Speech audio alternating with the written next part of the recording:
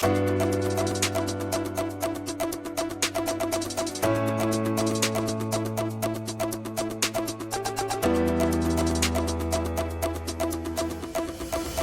dans le podcast Empreinte Humaine, le premier podcast qui parle de santé mentale au travail. Le rendez-vous pour mieux comprendre les enjeux humains du travail à la croisée de la recherche, de la prévention et des actions en entreprise. Je suis Christophe Nguyen, psychologue du travail et président d'Empreinte Humaine. Et moi, Jean-Pierre Brun, expert conseil, cofondateur d'Empreinte Humaine. Dans ce podcast, on donne la parole à ceux et celles qui font bouger les lignes, RH, chercheurs, praticiens, des deux côtés de l'Atlantique. L'idée est de croiser les regards, poser les bonnes questions et proposer des pistes concrètes pour construire un monde du travail plus sain, plus humain et plus durable. Bonjour à tous et à toutes. Je suis Christophe Nguyen, psychologue du travail et président d'Empreinte Humaine. Donc nous sommes ravis aujourd'hui de lancer ce nouvel épisode avec Jean-Pierre Brun, associé et expert conseil. Bonjour Jean-Pierre. Bonjour. Aujourd'hui, on s'intéresse en effet à un sujet passionnant et essentiel, l'autogestion de la santé mentale au travail. Dans un monde en constante mutation avec des exigences qui pèsent toujours plus sur les individus, cette capacité à prendre soin de soi, à s'outiller, à quelque part s'auto-réguler devient centrale. Mais attention, on ne parle pas ici de recettes miracles ni d'une simple responsabilisation de l'individu. Ce qu'on veut explorer, c'est ce que cette autogestion recouvre réellement, comment elle se développe et surtout ce qu'elle implique en termes de responsabilité partagée entre individus et organisations. Pour en parler, nous avons le plaisir d'accueillir Simon Coulombe, professeur agrégé à l'Université Laval au Québec. C'est un chercheur qui est engagé, qui est porteur de travaux de référence sur le sujet au sein de la chaire aussi Relief. Bonjour Simon. Bonjour, merci beaucoup de m'accueillir parmi vous. Bonjour Simon, on est ravis de t'accueillir et de parler d'un sujet crucial, comme le disait Jean-Pierre. Et donc pour commencer, est-ce que tu peux nous parler de ton parcours universitaire, tes travaux et qu'est-ce qui t'a amené à t'intéresser au sujet de la santé mentale au travail et en particulier cette notion bien spécifique des actions individuelles, cette notion d'autogestion en santé mentale? Oui, avec plaisir. Mon nom est Simon Coulombe, je suis professeur à l'Université Laval et j'ai été formé en psychologie communautaire. Donc, au départ, je ne suis pas formé en psychologie organisationnelle. J'ai été plutôt formé sur des approches de promotion de la santé, du bien-être, de prévention des difficultés de santé mentale, en prenant une approche généralement plus systémique qui va de l'individu jusqu'aux organisations, soit les entreprises ou organisations communautaires, mais aussi la société, les environnements de vie. Et c'est dans cette approche-là que j'ai fait mon doctorat il y a de cela quelques années déjà à l'Université du Québec à Montréal. Et à ce moment-là, j'étais étudiant, mais bon, c'est quasiment un travail à temps plein faire un doctorat. J'étais étudiant et moi-même, j'ai vécu des difficultés liées à l'anxiété. Qui n'était pas tout dû à mon environnement d'études, là, mais il y avait une partie aussi qui était due à des enjeux personnels ou des certaines, je dirais, fragilités que j'ai pu avoir. Et c'est à ce moment-là que j'ai pris contact avec un organisme qui s'appelait Revivre au Québec et qui s'appelle maintenant Relief, avec qui je collabore maintenant. Mais dans le fond, dès cette époque-là, il y a environ une vingtaine d'années, j'ai travaillé avec Revivre. Au début, j'ai reçu des services, mais après, j'ai travaillé avec eux. Et Revivre est vraiment un précurseur dans les approches misant sur le soutien à l'autogestion de la santé mentale en général, et puis maintenant auprès des travailleurs. C'est comme ça que je me suis mis à m'intéresser à l'autogestion de la santé mentale. Depuis environ 5 à 10 ans que je travaille sur le sujet directement en étant concentré principalement sur le milieu de travail comme un milieu d'intervention pour promouvoir le soutien à l'autogestion. Tu travailles avec tes thérapeutes aujourd'hui, c'est ça? Tes anciens thérapeutes en fait. C'était pas vraiment des thérapeutes, justement. C'est le soutien à l'autogestion s'inscrit en complémentarité, mais oui, d'une certaine façon, je les ai connus dans un autre contexte là, qu'aujourd'hui, avec qui je travaille avec eux comme collaborateurs. Et la petite histoire est quand même intéressante. Cette histoire est intéressante. Puis maintenant, donc, tu as aussi une chaire qui s'appelle la chaire Relief. Est-ce que tu peux nous parler un peu des objectifs et de la mission de cette chaire? Oui, la chaire de recherche Relief en santé mentale, autogestion et travail, qui est propulsée aussi par Beneva. Donc, c'est une chaire qui a deux partenaires financiers, mais c'est aussi des partenaires actifs dans le sens que ce sont des partenaires qui nous aident à faire avancer nos idées, à recruter des participants de recherche, des milieux d'implantation. Donc, c'est une chaire de recherche qui vise à développer les connaissances scientifiques sur le soutien à l'autogestion de la santé mentale dans le contexte du travail. Le soutien à l'autogestion, on pourrait y revenir, mais ça fait l'objet de beaucoup de travaux, surtout dans le contexte des troubles de santé physique, comme le diabète, l'asthme, etc. Il y a eu beaucoup de travaux scientifiques. Il y en a quand même qui se sont intéressés à comment ça atterrit cette forme de soutien-là en milieu de travail, mais en santé mentale, c'est relativement nouveau. Donc, il n'y a pas une base scientifique encore suffisamment développée, je dirais, à mon goût, à moi. Et c'est un peu dans cet esprit-là, la chaire de recherche vise à développer cette base scientifique-là, mais aussi des outils pratiques pour les gestionnaires, les employés eux-mêmes pour faire leur propre autogestion de leur santé mentale, mais aussi les gestionnaires pour soutenir l'autogestion chez les employés.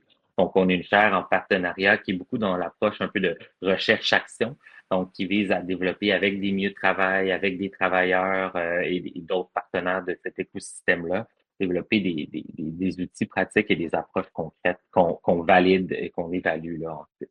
Alors, on est dans un podcast franco-québécois, donc quand Simon nous parle de gestionnaire, c'est manager. On comprend que pour la France, les termes ne sont pas tout à fait les mêmes, donc tu pourras utiliser les deux termes sans aucun problème.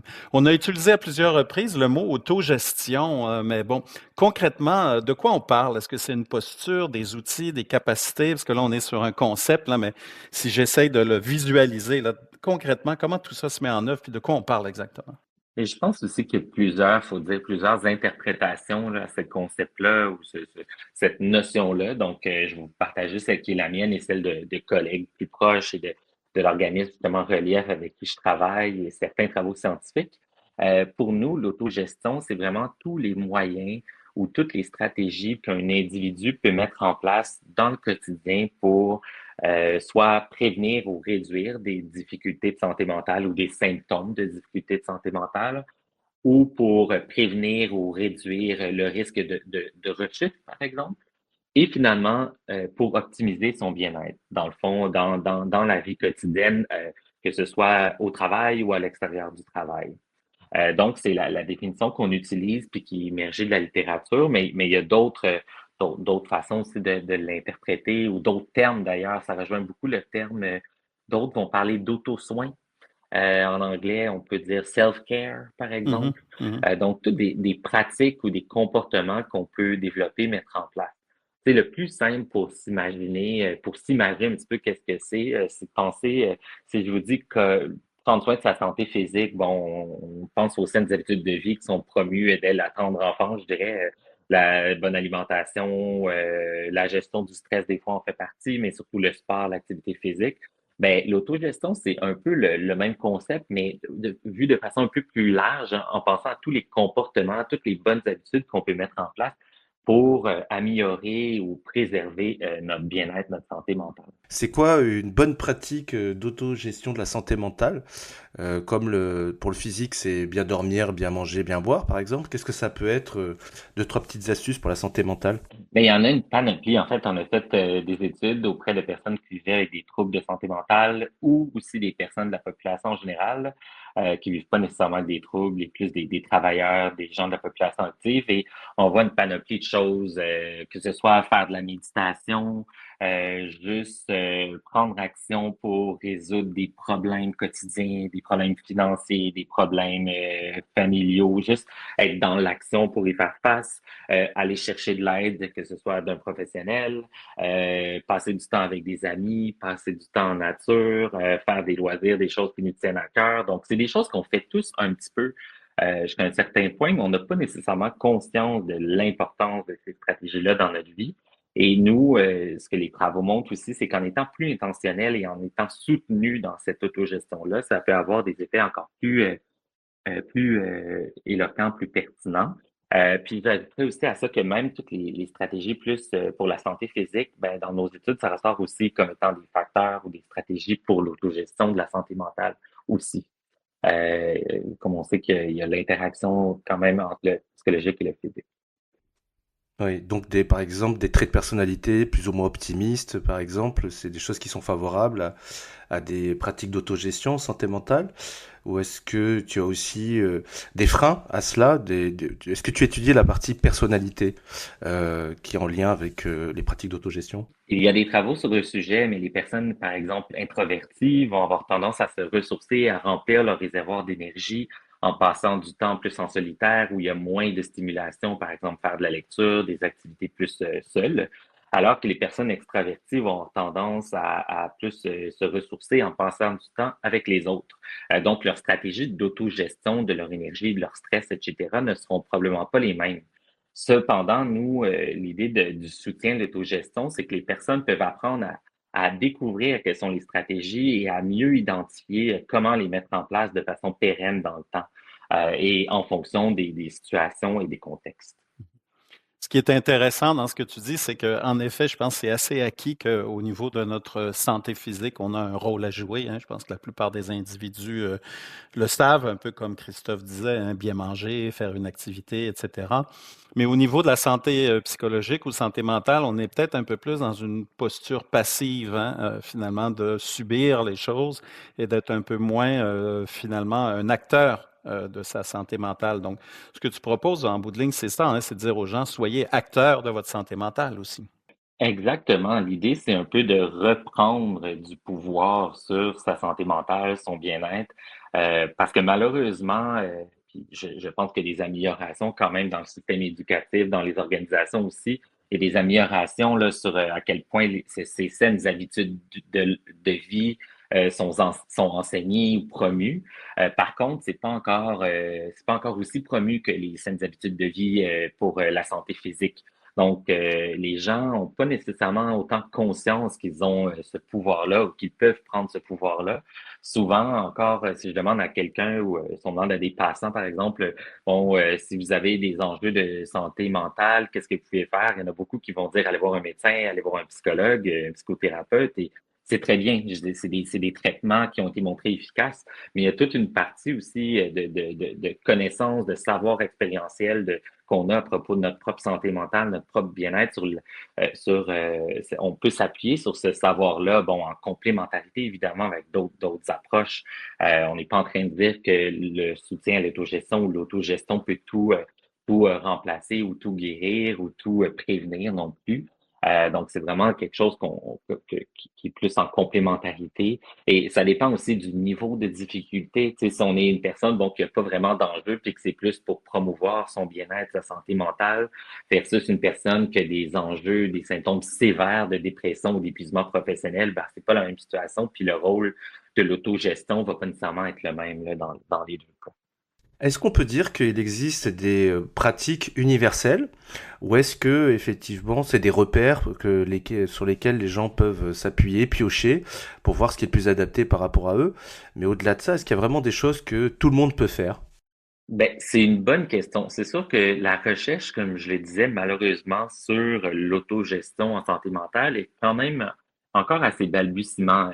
C'est-à-dire qu'il y a eu des travaux scientifiques beaucoup sur le coping ou les stratégies d'adaptation face au stress. Ça, on en connaît beaucoup. Mais par contre, le concept d'autogestion et les travaux sur le sujet sont un peu moins étoffés. Donc, j'irais pas jusqu'à dire qu'on sait suffisamment de choses pour dire est-ce qu'il y a des stratégies universelles. Cependant, il y a beaucoup des stratégies qu'on peut développer ou mettre en place qui peuvent s'appliquer à un ensemble de personnes, là, une grande partie de la population. Tu sais, des stratégies, si je reviens sur la définition d'autogestion, il y a des stratégies qui sont plus comportementales, donc des actions, des choses qu'on fait physiquement. Quelqu'un pourrait nous voir les faire là, si on avait quelqu'un autour de nous. Mais il y a aussi des stratégies qu'on dit, c'est quand même des comportements, mais des comportements mentaux, des choses, des façons de penser.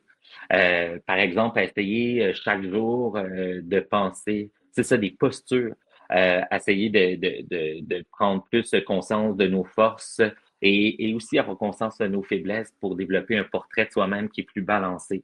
Mais c'est des choses qui coûtent pas très cher à faire, là. C'est juste essayer de changer de posture en faisant parfois certains exercices. Il y a des Hmm. moyens d'arriver à faire Une ça. posture. Mais c'est des choses qui peuvent être assez universelles d'une certaine façon, là. Je ne dis pas que ça s'applique dans toutes les cultures et tous les contextes, mais c'est pas quelque chose qui demande un soutien tellement compliqué ou dispendieux ou cher non plus, là. Il y a le fait aussi que, bon, les gens qui en ont probablement le plus besoin n'ont peut-être pas toujours le temps ou l'énergie pour le faire. Comment on peut faire pour concilier cette idée d'autogestion là, que je trouve bien intéressante avec les rythmes de travail qu'on a, là, qui sont vraiment de plus en plus intenses, la charge de travail qui est importante? Est-ce que ça rentre en conflit avec cette idée d'autogestion ou ces principes d'autogestion?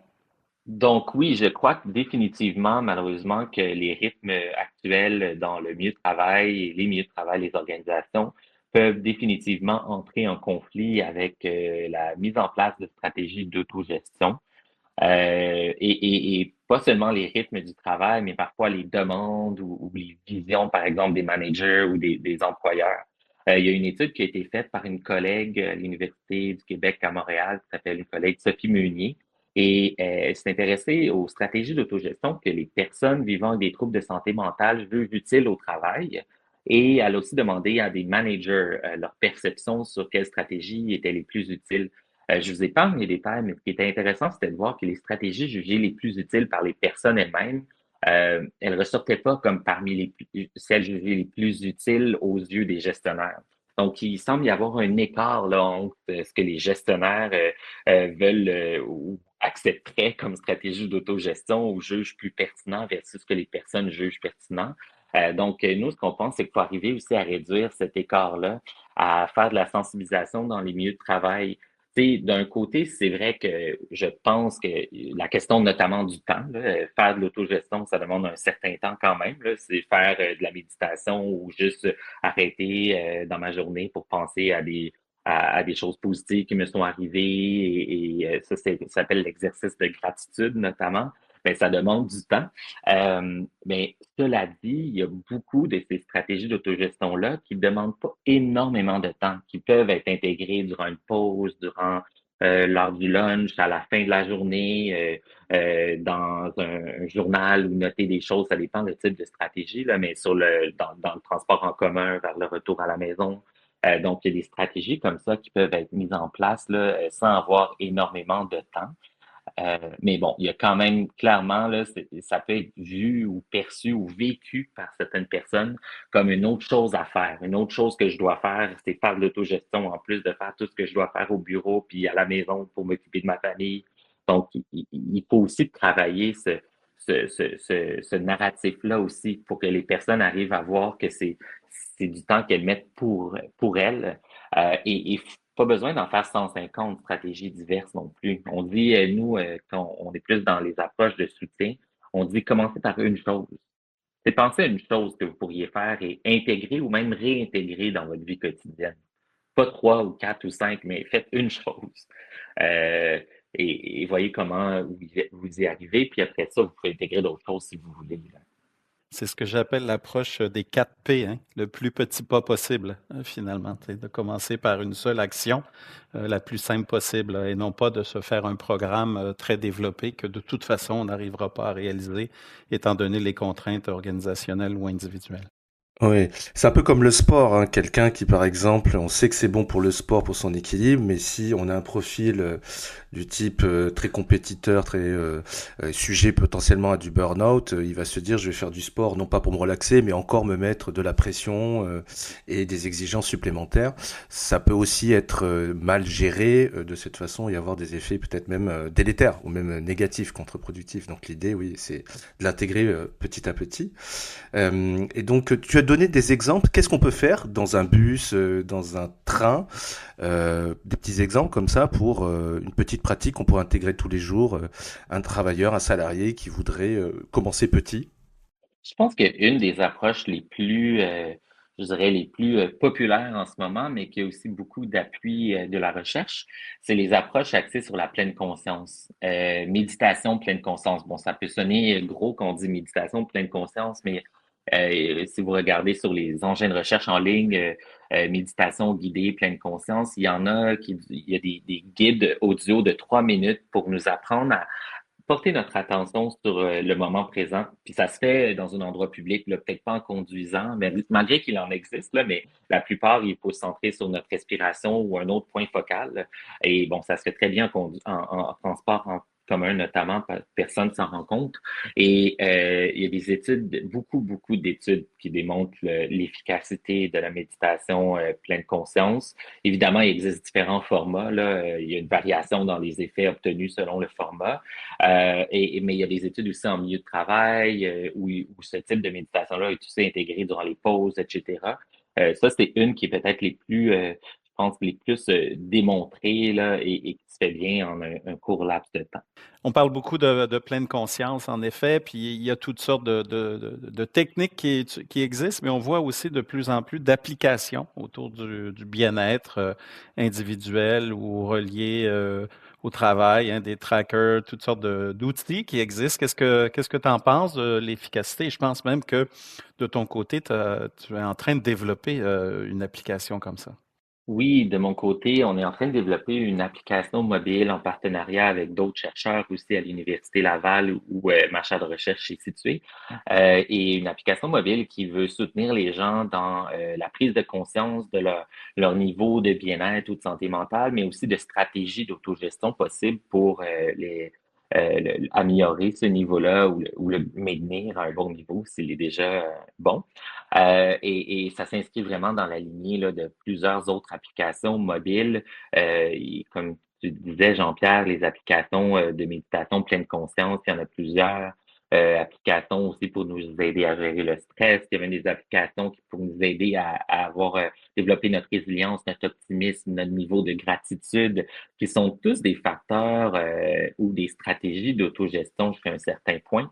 J'ai un avis, je dirais, mitigé, assez réaliste sur ces applications-là. Les études montrent qu'il semble quand même y avoir, ça varie d'une étude à l'autre, mais il semble quand même y avoir des bénéfices à court terme de plusieurs de ces applications-là. Par contre, les travaux suggèrent aussi que c'est pas ce type d'intervention-là qui va remplacer des interventions organisationnelles pour améliorer les milieux de travail ou réduire le niveau de stress à la source. Mais pour moi, ça, c'est un peu la même chose que l'autogestion. Tu sais, quand je parle d'autogestion, je suis pas en train de dire que ça va remplacer de réduire les risques psychosociaux dans l'environnement de travail, etc. Pour moi, les applications mobiles sont vraiment plus des outils pour s'aider à mettre en place une ou des stratégies d'autogestion, comme un outil pourrait être un livre ou un guide, par exemple, pour nous apprendre la méditation ou un autre type là, de stratégie d'autogestion. Fait que moi, je le vois plus comme un outil parmi d'autres, parce qu'on sait qu'un des enjeux de ces outils-là numériques, les applications mobiles, comme de plein d'autres outils qu'on peut utiliser pour changer les comportements, c'est le niveau d'engagement est pas tellement bon à moyen long terme. Les gens vont avoir tendance à l'utiliser, mais les études suggèrent que ça se maintient pas dans le temps, l'utilisation. Donc, on trouve ça intéressant, on télécharge l'application dans notre téléphone et on l'utilise, mais après, on ne retourne jamais ou on y retourne quelques fois. Donc, il y a vraiment un enjeu là. Là, je pense que les designers web travaillent beaucoup sur la ludification, la gamification, pour essayer de rendre ça attrayant. Et donc, c'est sûr que c'est intéressant. Par contre, moi aussi, il y a un côté où je trouve qu'à vouloir trop ludifier ou gamifier, puis jouer sur les mécanismes là, de renforcement, puis si on fait en sorte que les gens se sentent pris dans une application mobile, ça va un peu contre l'idée même de l'autogestion puis de la promotion de la santé mentale aussi, là. On est déjà un peu prisonnier de nos écrans au quotidien pour le travail ou même d'autres aspects de notre vie personnelle. Est-ce qu'on veut devenir prisonnier encore plus pour prendre soin de son bien-être? Donc, je pense que moi, j'ai un avis mitigé. Je pense que ça peut être utile, mais avec modération ou à certains moments ou à certains buts dans certains buts plus précis. C'est comme nous, l'application qu'on développe, bon, je dis pas qu'elle va être parfaite ou qu'elle est parfaite, mais on est beaucoup dans un but de sensibilisation, d'éducation à ces moyens-là d'autogestion. Mais on n'est pas dans une visée que les gens vont l'utiliser à chaque jour non plus, là.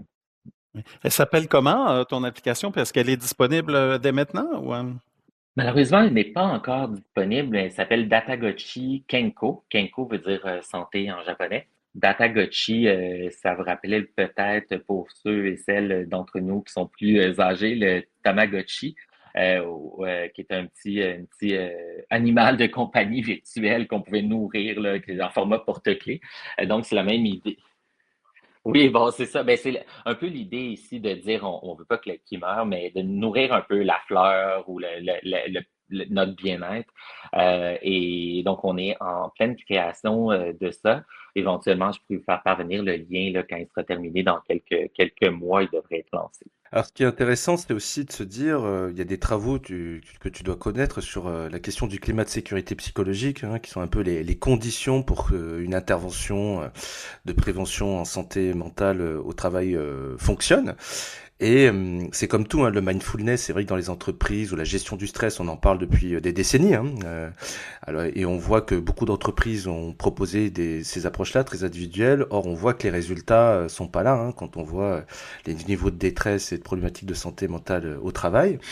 Est-ce que tu penses que ces pratiques d'autogestion, même si elles sont très pertinentes, doivent quand même s'implanter dans un environnement où il existe ce climat de sécurité, c'est-à-dire qu'il y a un engagement fort, qu'il y ait d'autres actions, j'ai envie de dire multimodales, globales, systémiques, dans d'autres niveaux, parce que avoir uniquement une approche autour de la santé, autour de l'autogestion de la santé mentale, ça peut au contraire amener des gens à rejeter, hein, même des approches de prévention en disant les problématiques sont qu'on est mal payé, les problématiques c'est qu'on n'est pas reconnu, et au final je peux respirer par le ventre, mais c'est ce qu'on me demande de faire et même je le rejette hein, d'une certaine façon.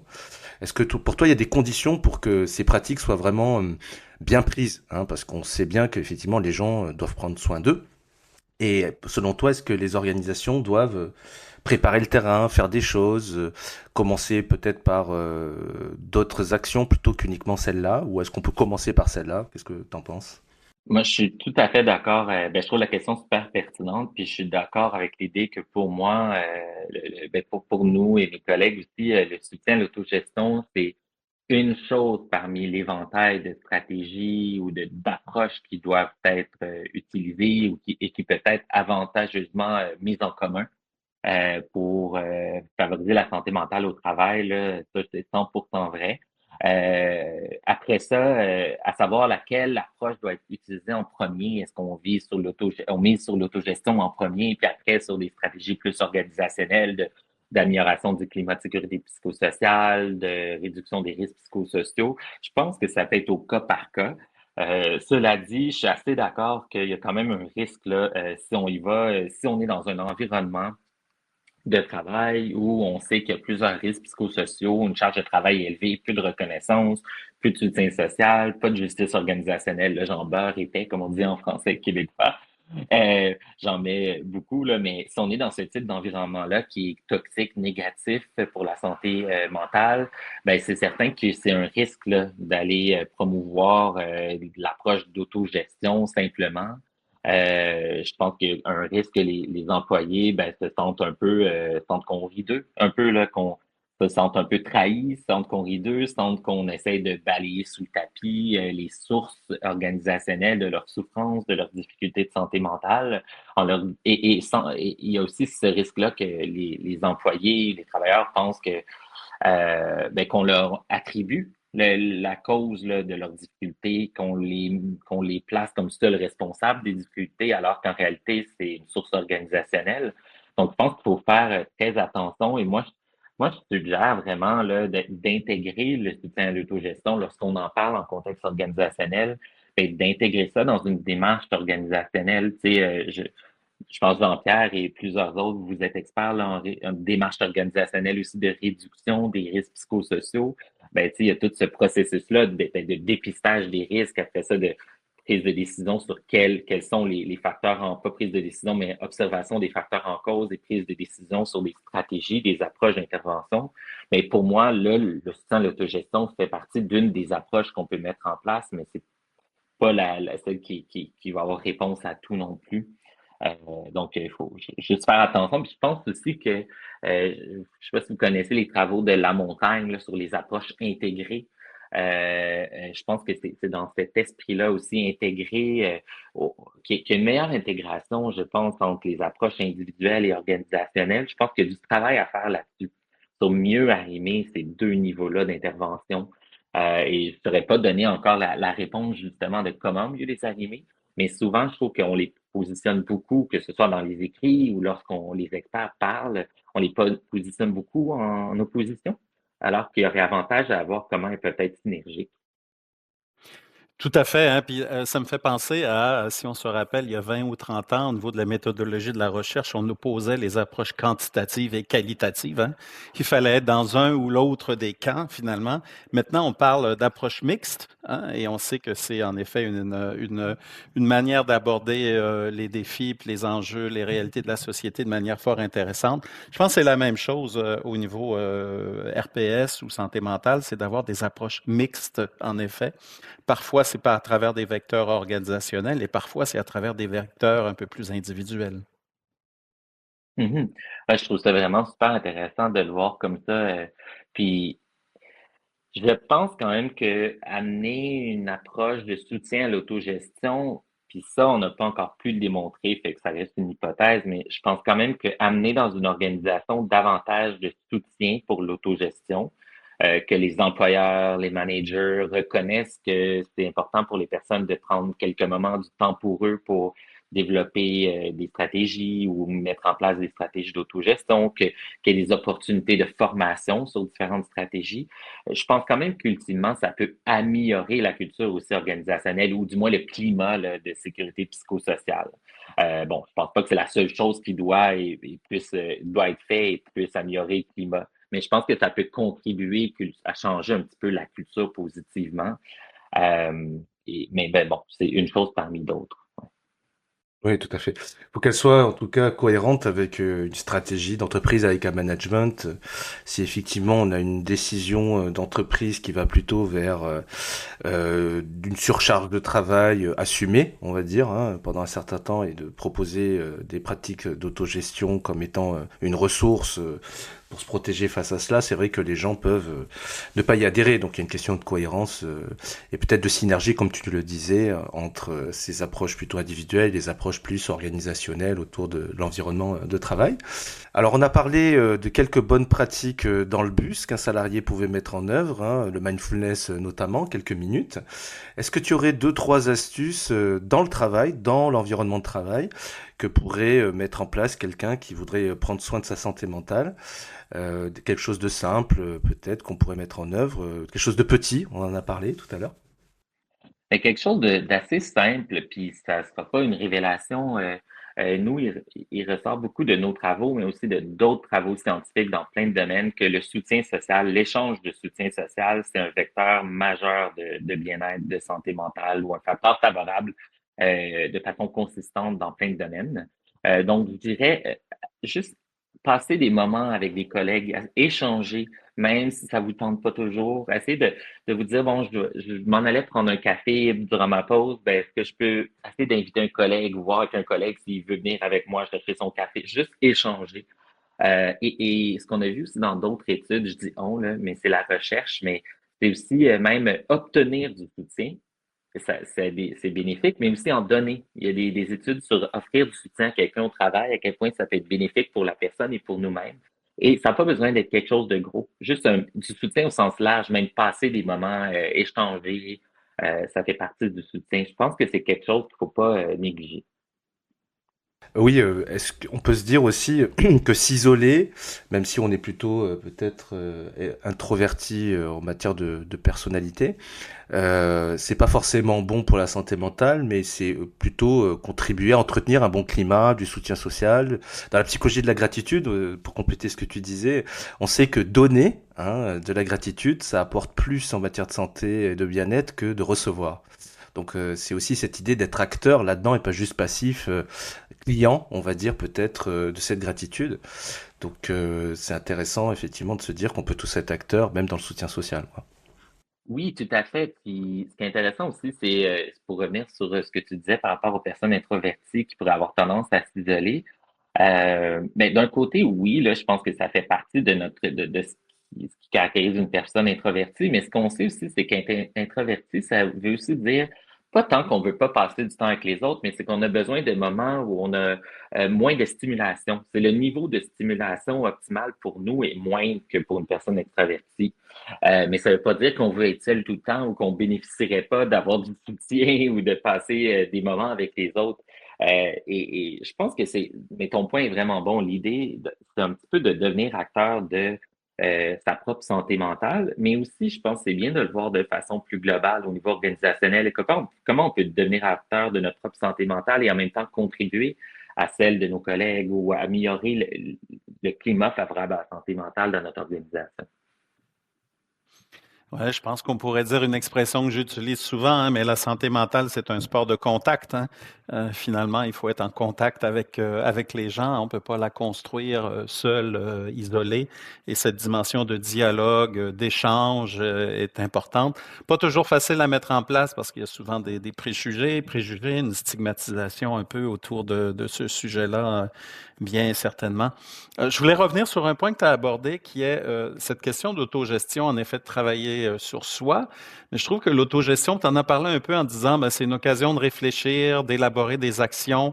Donc, quand on est dans l'autogestion de sa santé mentale, on peut aussi réfléchir à des propositions d'ordre organisationnel, finalement, travailler sur son organisation du travail. Ça me fait penser un peu à ce qu'on appelle le job crafting, là, finalement.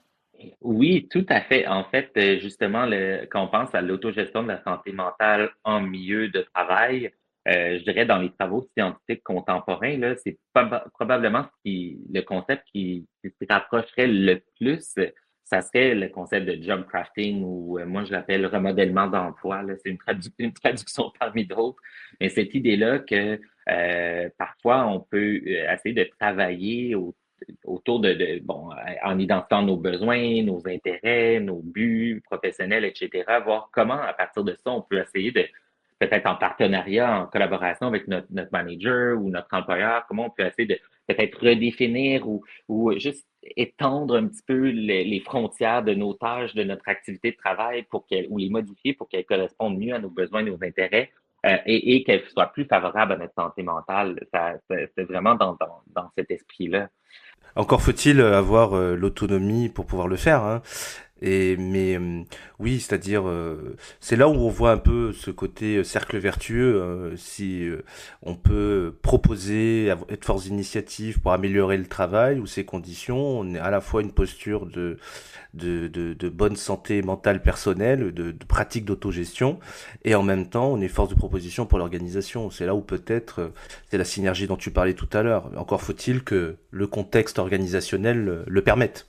Je pense que c'est vraiment un bon point. Tu sais, c'est pas tous les contextes qui vont avoir une ouverture, même à ce qu'on fasse du job crafting ou en tout cas, je suis pas expert de cette notion-là précisément, mais c'est pas tous les contextes où l'ouverture pour l'autogestion est la même. Cela dit, nous, c'est pour ça que quand on parle de soutenir l'autogestion, ben justement, on parle pas juste de l'autogestion. Pour moi, l'autogestion, c'est ce que les personnes font pour aller mieux ou aller bien.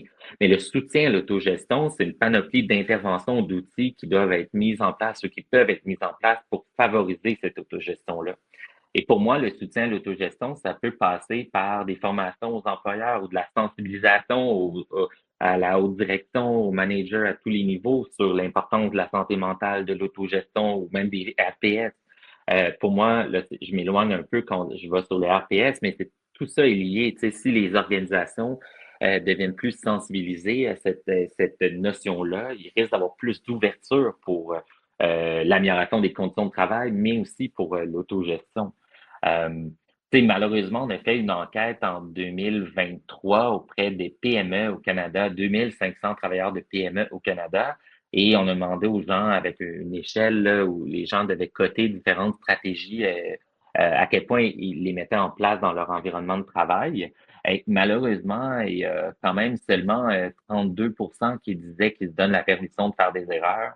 36 qui disent qui essayent d'affirmer davantage leurs besoins et leurs attentes, mais c'est pas beaucoup comparé à d'autres stratégies plus personnelles. Par exemple, essayer de me concentrer sur le moment présent, ça, c'est 65 donc, on voit que le rapport entre soi puis son travail, son employeur par rapport à l'autogestion est encore difficile. Les gens n'osent pas encore, selon en tout cas, notre enquête, beaucoup affirmer ces besoins-là d'autogestion. Ou même les gens, seulement 37% disaient qu'ils réfléchissaient à propos des conditions de travail afin d'identifier les sources de stress. Donc, il y a encore quelque chose à faire autour de ce rapport-là là, qui doit être rendu plus fluide, je pense. Oui, on a beau avoir de l'autocompassion si envers soi, si on n'a pas le droit à l'erreur au travail ou si on est surcontrôlé, c'est vrai que ce sera efficace, mais à très court terme. Hein. C'est une question aussi d'exposition, de récurrence à cette exposition. Rien n'empêche effectivement de pouvoir pratiquer cela au quotidien, ça fait pas de mal en tant que tel pour sa propre santé, mais il faut être conscient et réaliste du contexte. Mais dans tous les cas, je pense que aussi, et je suis tout à fait d'accord avec toi, c'est pas parce qu'on a une contrainte organisationnel qui est complexe, qui sur lequel on n'a pas de moyens d'action, qu'il faut pour le coup on doit se négliger soi-même d'une certaine façon ou de se victimiser, même si parfois on peut être soi-même un peu comment dire subir une situation. Mais j'aime bien cette idée que dans tous les cas être acteur de sa propre santé est une façon aussi de se préserver face à des conséquences même ou des causes organisationnelles. Moi, je dis souvent, si l'organisation ne peut pas prendre soin de vous, vous prenez soin de vous-même. C'est clair. À ce moment-là, il faut le voir comme ça. Simon, tu poursuis tes travaux sur ces sujets-là dans les prochains mois et prochaines années. Quelle évolution tu vois ou quels sont les projets sur lesquels tu voudrais travailler dans les années à venir? Comme vous le savez sûrement, la santé mentale au travail, la santé au travail, bon, c'est un champ qui est toujours, je pense, en pleine évolution. Il y a souvent plein de nouveautés, plein de choses qui émergent. Vraiment, en tout cas, de notre côté au Québec, récemment, c'est beaucoup la notion des risques psychosociaux là, qui a été enchâssée dans la loi, qui est beaucoup à l'avant-plan. Donc, je pense que de mon côté, ce qui est intéressant à travailler prochainement, c'est de voir le lien entre les risques, mieux comprendre la place aussi de l'autogestion versus des approches axées sur les risques notamment. Euh, donc, c'est quelque chose sur lequel je veux travailler. On a aussi tout un pan de nos travaux qui porte sur les médias sociaux. Quel est l'impact des médias sociaux sur l'autogestion? Est-ce que les informations véhiculées sur le wellness, le mental health sur les médias sociaux, est-ce que ça l'aide les travailleurs et la population à prendre soin de sa santé mentale, ou est-ce qu'au final, ça les nuit parce que ça peut véhiculer de fausses informations? Donc, c'est aussi un pan, moi, qui m'intéresse aussi, puis que je pense qu'il y a une pertinence sociale actuellement. Finalement, bon, on peut pas y échapper. Je pense que la venue de l'intelligence artificielle qui prend une place de plus en plus grande dans nos vies, mais aussi bon, je pense les pratiques de management, etc. Mais comment est-ce que ça vient peut-être causer un stress additionnel ou est-ce que ça nous libère en fait du temps pour faire de l'autogestion? Donc, le rapport là, entre ces transformations-là numériques du monde du travail, puis l'autogestion et plus globalement la santé mentale, je pense que c'est quelque chose qui va retenir beaucoup l'attention dans les prochaines années, que ce soit peut-être des effets néfastes de ces transformations digitales-là, ou aussi des opportunités offertes peut-être par justement les applications mobiles ou les outils technologiques qui pourraient faciliter l'autogestion. Oui, c'est de vraiment voir quelle tendance ça va prendre. Puis en effet, je pense que c'est important de voir qu'il peut y avoir en effet des risques, mais il y a des opportunités aussi. Il ne faut pas être dans une approche de démoniser l'IA en se disant ça va être que des problèmes, mais c'est de voir aussi comment on peut l'utiliser à ce moment-là. Tout à fait. Oui. Alors, on aurait fait à peu près le tour. Christophe, est-ce que c'est bon pour toi aussi? Oui, c'est très bien. Alors, ce que je voudrais peut-être sur l'IA dire que aujourd'hui, quand on voit la question, le monde du travail, il y a vraiment un besoin de réhumaniser les relations, de réhumaniser le travail. Beaucoup de personnes, on l'entend aujourd'hui, se plaignent d'un manque de reconnaissance, de sens, de présence, d'impact et d'utilité. Si l'IA effectivement permet de soulager des procédures inutiles, du reporting chronophage, de la répétition répétition, ça, on est tous d'accord pour cela. Si en plus ça permet de dégager du temps pour améliorer le bien-être, oui. Maintenant, je pense que on a besoin de plus d'humanisation, hein. Ça remplacera pas tout. Dans tous les cas, merci beaucoup Simon pour tous ces échanges.